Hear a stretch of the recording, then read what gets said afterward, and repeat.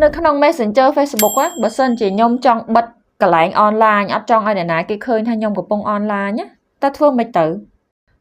មានវិធីលាក់បើសិនជាយើងអត់ចង់ឲ្យអ្នកណាគេនៅក្នុង chat Facebook របស់យើងណាឃើញថាយើងកំពុង online ធម្មតាបើគេបើកមកគេឃើញយើង online គឺវាចេញពណ៌ខៀវចុះបើយើងចង់បិទអាប៊ូតុងខៀវហ្នឹងអត់ចង់ឲ្យអ្នកណាគេឃើញថាយើងកំពុង online ទេប៉ុន្តែយើង online អញ្ចឹងខ្ញុំនឹងប្រាប់អ្នកនរគ្នាពីវិធីបិទនេះហើយការពិតយើងកំពុង online ទេតោះទៅមើលទាំងអស់គ្នាអូខេអញ្ចឹងដើម្បីបិទពី online កុំឲ្យគេគ្រប់គ្នាដឹងថាយើងកំពុងតែលេង chat ដំបូងចូលមក account Facebook របស់យើង Facebook chat ណាហើយចុចពីអាត្រេ3ខាងក្រោមស្ដាំមើលតាមសញ្ញាព្រួយចុចកន្លែងហ្នឹងមកវានឹងនាំយើងមកដល់កន្លែងនេះចូលដល់ជំហាននេះអ្នកគ្នាចុចយកពាក្យ It's setting ខាងក្រោម profile ហ្នឹងមើលតាមសញ្ញាព្រួយមកដល់កន្លែងនេះចុចពាក្យ active state លើគេចុចលើហ្នឹងមកដល់កន្លែងនេះបើឃើញប៊ូតុងហ្នឹងបើកពណ៌ខៀវអញ្ចឹងបិទវាមកហើយចុចពាក្យ turn off ពណ៌ក្រហម